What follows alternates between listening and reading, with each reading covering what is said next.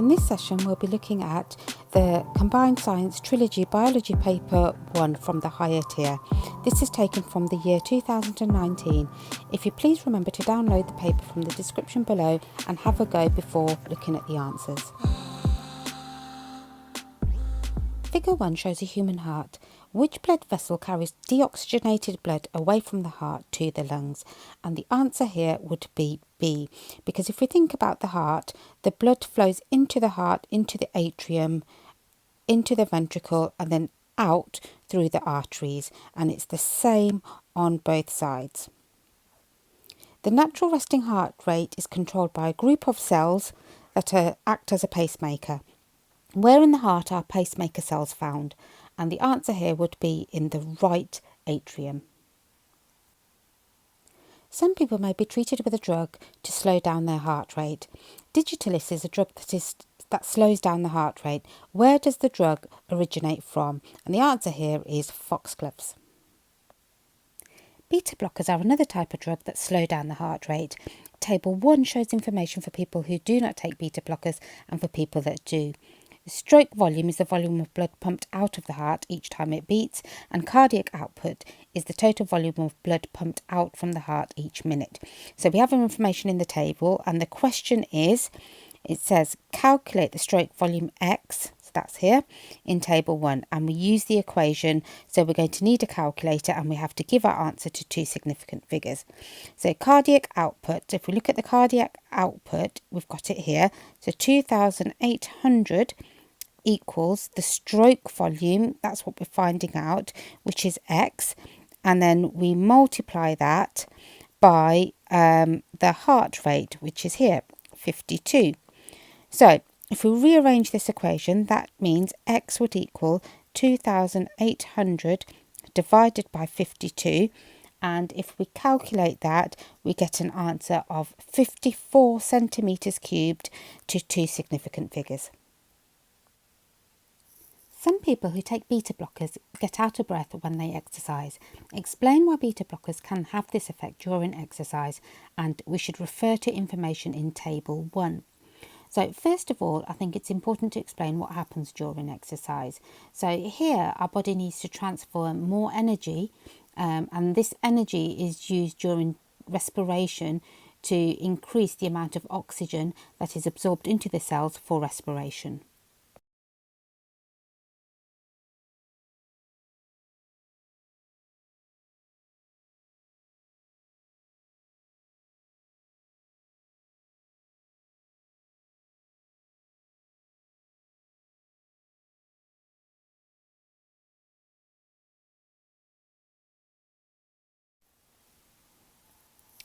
Now, if we look at table 1 shows that the effect of the beta blockers is that it's going to reduce the heart rate, it's going to reduce the stroke volume, and it's going to reduce the cardiac output.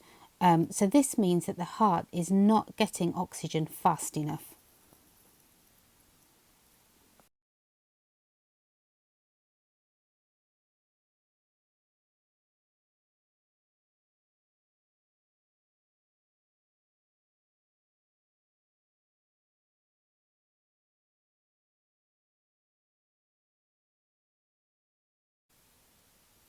Now this means the body will try to compensate for this, so therefore the breathing rate increases to try and increase the amount of oxygen absorbed, the amount of carbon dioxide removed from the body.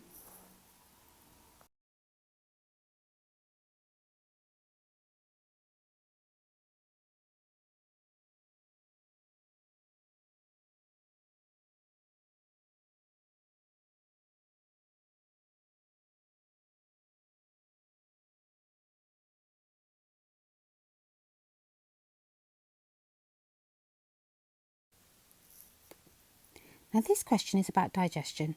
Name the enzyme that digests starch in the human digestive system, and that would be amylase. You could also put carbohydrates there, and that would get you the mark. So we've got to remember that amylase will break down starch, protease breaks down proteins, and lipase breaks down lipids. So then a student set up a model to represent the digestion and absorption of food molecules in the digestive system. So this is a diagram of one of the required practicals that you have to know about. So we've got the setup here. It says, this is the method used. So you fill the test tube with water at 37 degrees Celsius. You test the water for starch and for sugar. We mix together the starch and the enzyme solution and immediately test it for starch and for sugar. Then we fill some partially permeable tubing with starch and enzyme mixture. We seal the tubing and place it into the test tube full of water. So that's this part here. We place the test tube in the water in the bath of 37 degrees Celsius. And then after 30 minutes, we test the mixture inside the partially permeable tubing and test the water in the test tube for starch and for sugar. Now, first of all, what we've got to do is we've got to say, in terms of the parts of the body, what does the partially permeable tubing and the water represent? So the partially permeable tubing would be the small intestine, and the water would represent the blood.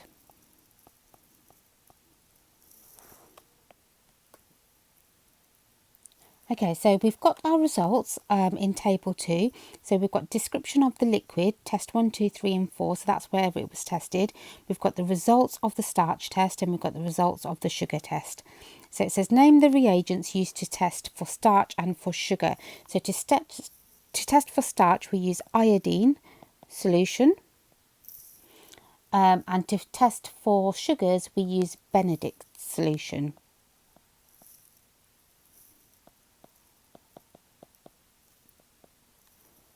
Now, why was there no sugar present in test 1? So right at the very start when it was tested, we'd have no sugars present here because there's not been enough time for the starch to be broken down.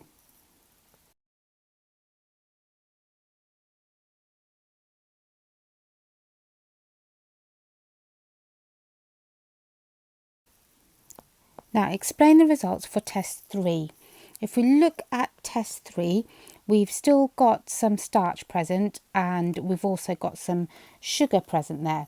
So what that means firstly is that the enzyme has started to digest the starch to form sugar. However, not all of the starch has been broken down because we've still got some starch present.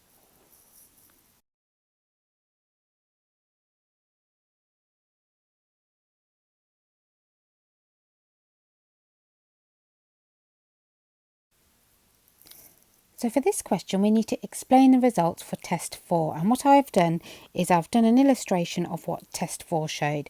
It showed that water after 30 minutes had no starch in there, but did have sugars in there.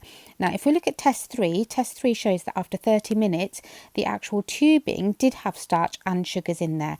So what this means is that the starch is too large to go through the visking tubing into the water. So we had it in the visking tubing, but not in the water because it's too big to go through.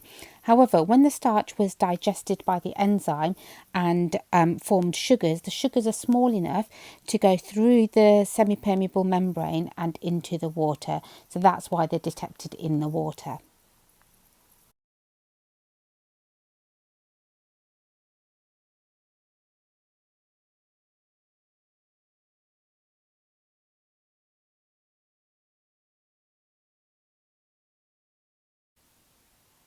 In this question, we're going to have a look at one of the required practicals. So a student uses a potometer to investigate the rate of water uptake in a plant.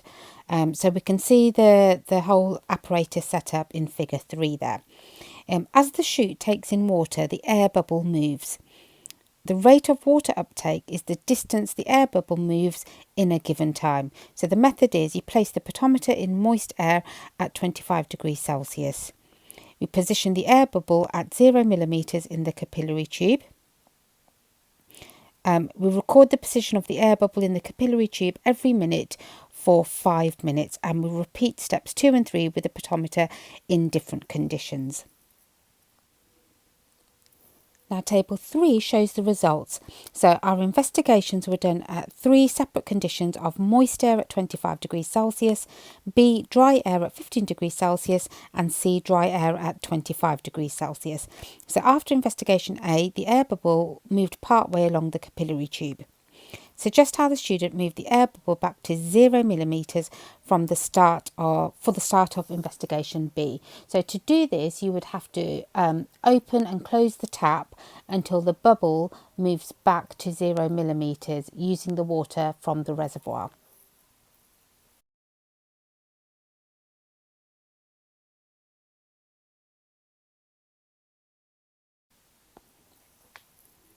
Capillary tubing is very narrow.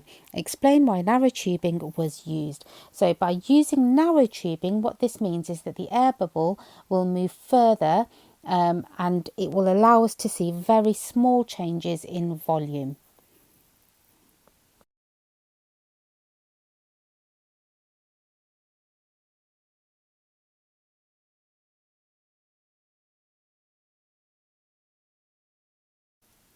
Figure 4 shows the results for investigation A.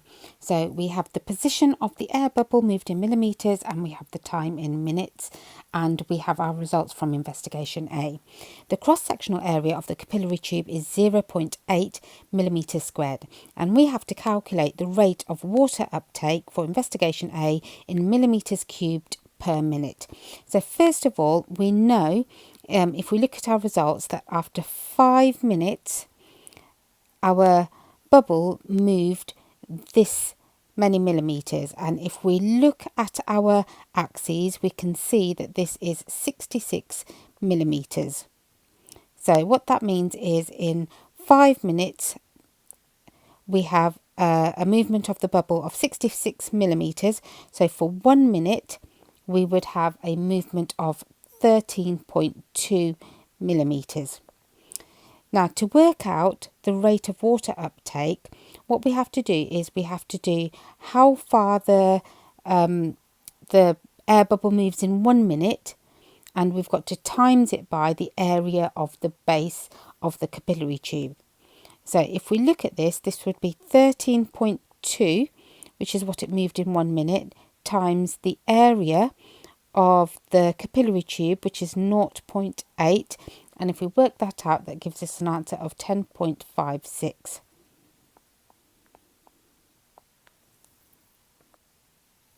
Now for this next part of the question, we've got our results for investigation B, and we have to draw a line, we have to plot these points onto our graph, draw a line of best fit and label it B.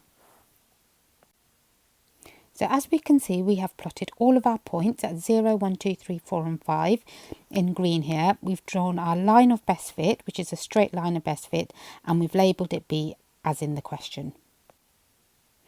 Now for the next question, investigation C was carried out in dry air, so not moist air at 25 degrees Celsius. Draw a line on figure 4 to show the results you would expect. Now because it's in dry air, we would expect it to absorb water faster, so the bubble would move faster, therefore we would expect a steeper line.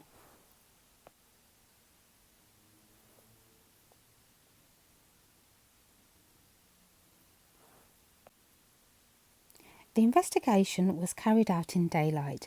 The air bubble would not move if the investigation was done in the dark. Explain why. Now, if it was carried out in the dark, there would be no photosynthesis because there would be no light. The stomata would be closed and therefore we would have no transpiration. So the air bubble would not move.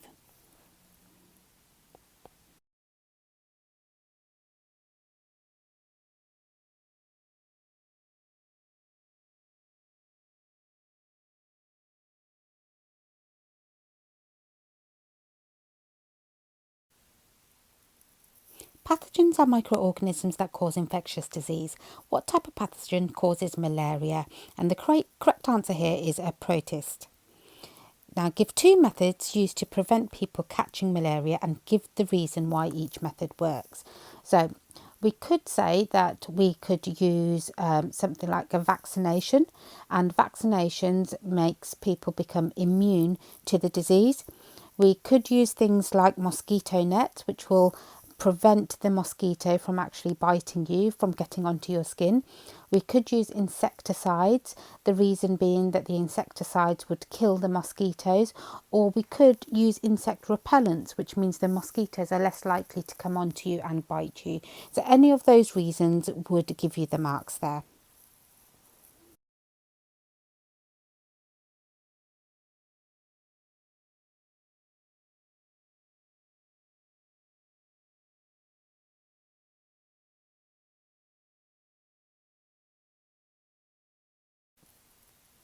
Describe two differences between a bacterial cell and a eukaryotic cell.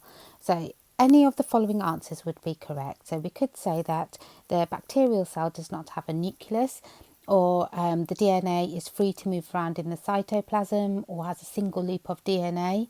We could say that the bacterial cells have plasmids, which are rings of DNA, and we can also say that the bacterial cells are a lot smaller than the eukaryotic cells. You could also say that bacterial cells do not have mitochondria. So any of those answers would be correct here.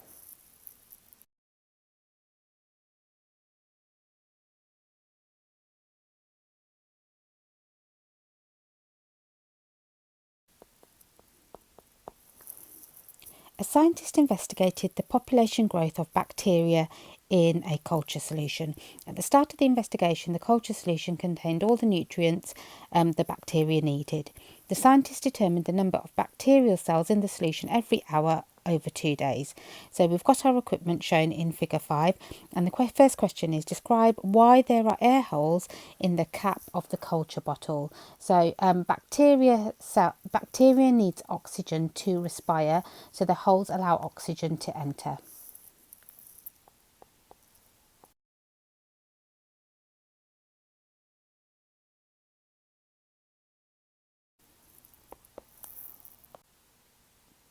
Figure 6 shows the scientists' results for the investigation, and that's where we've got bacteria in a culture bottle with a lid with air holes. So give one reason for what's happening at each stage to the number of bacteria in the investigation. So if we look at part A, there's not much change. There's limited cell division happening here because the bacteria is just getting used to the new environment. If we look at stage B here, now here we've got a rapid increase in the number of bacteria because the cells are dividing rapidly because there's enough nutrients. If we look at part C, the number of cells dying and the number of cells reproducing is the same here. So here we've not got an increase or we've not got a decrease. And if we look at stage D, here the nutrients are probably running out here, which means the cells are dying at a faster rate than are reproducing, and that's why we've got a negative correlation there.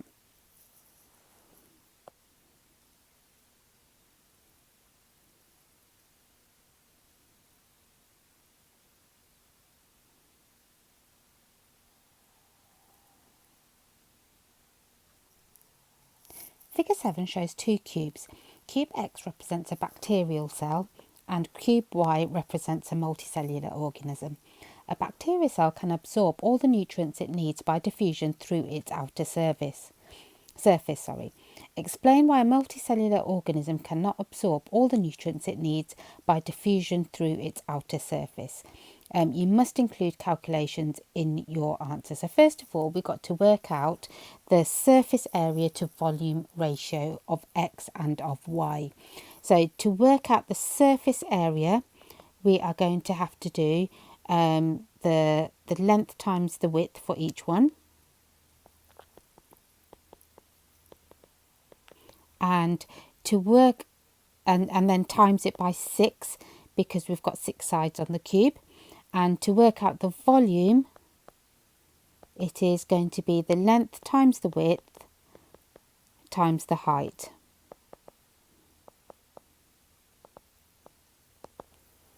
Okay, so if we do surface area to volume ratio, and if we start with X, and if we work it out based on that, it's going to be 0.0002. So 0.0002 times 0.0002 times 6, and that gives us 0. Oh, let's do this in standard form. So we could do 2.4 times 10 to the minus 7.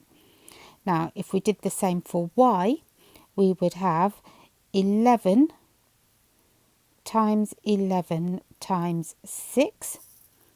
And if we did that, we would get 726. Now, if we're looking at the volume for x and y, the volume here is going to be 0.0002 times 0.0002 times 0.0002. And if we work that out, we would have 8 times 10 to the minus 12. And if we did the same for y, we would have 11 times 11 times 11. And if we did that, we would have 1,331. Now, if we do this, so we have our volume as 1 unit, so we do a conversion, okay, as a ratio, this would then work out at, for x, it would be 30,000 to 1. So the surface area of 30,000 to 1, and this is for x.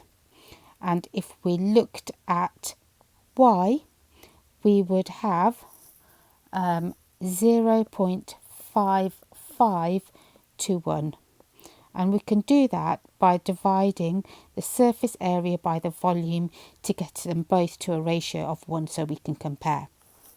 Now, what this shows us, therefore, is that the diffusion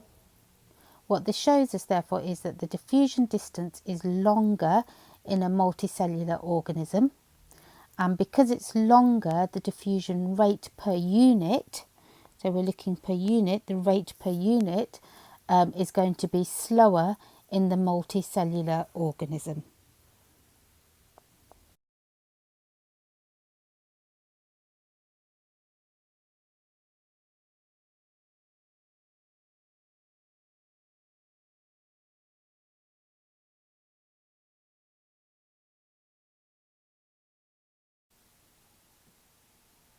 Figure 8 shows a root hair cell viewed by a microscope.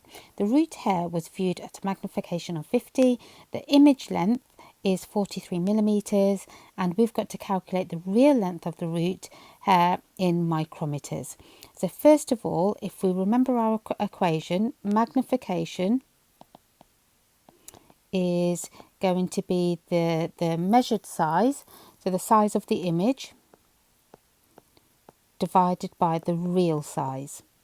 So if we put our numbers in, we're saying that 50 magnification is 43 divided by the real size. So the real size, if we rearrange our equation, is going to be 43 divided by 50, which gives us 0.86 millimeters. Now, to change our millimeters into micrometers, we've got to times by 1,000, which then gives us an answer of 860 micrometers. A microscope has a ×5 eyepiece lens. Describe how you would use the microscope to observe a prepared slide of root hair cells at a magnification of ×50. So first of all, you'd place the slide on the stage and you would turn the light on so you've got light passing through the slide. You'd then move the stage as close to the lens as possible without touching it, and you can use the focusing knob to move the slide away from the lens if you need to. You would then use the fine focus to make sure you've got a clear image, and you would adjust the objective lens to ×10. Now, if you've got an eyepiece lens of ×5 and an objective lens of ×10, that gives you your total magnification of ×50, and then you would refocus using the focusing knob to make sure everything is clear.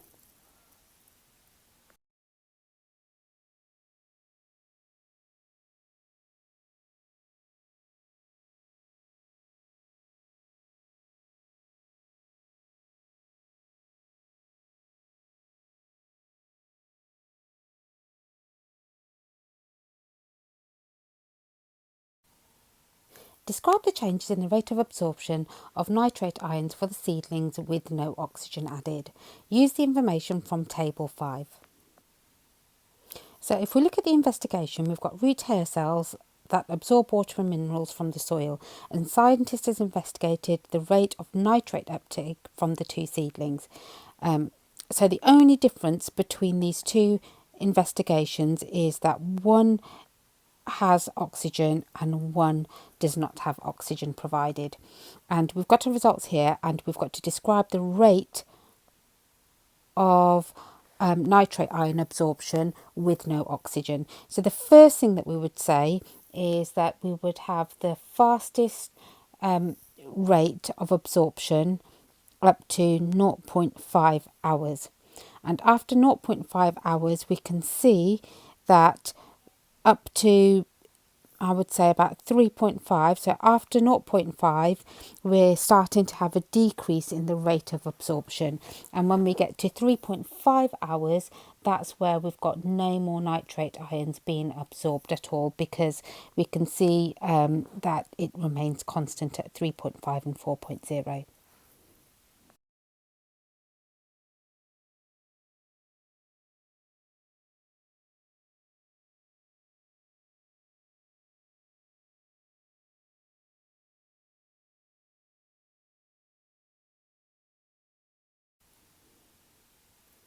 Explain what the results in Table 5 show about how nitrate ions are absorbed. Now, when we look at the absorption in the presence of oxygen and without oxygen, we can see that more nitrate ions are absorbed in the presence of oxygen, and this suggests that they are absorbed by active transport, which requires energy for respiration. However, we can see that some nitrate ions are still absorbed when there is no oxygen present, so this is suggesting that some nitrate ions are also absorbed by diffusion.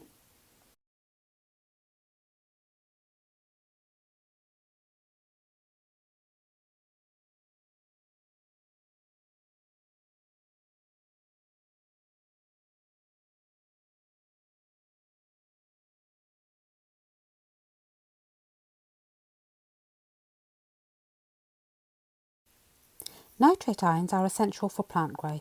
Describe how nitrate ions are used in a plant to help the plant grow. So nitrate ions are used to form amino acids, and then the amino acids are used to synthesize proteins which the plants need for growth.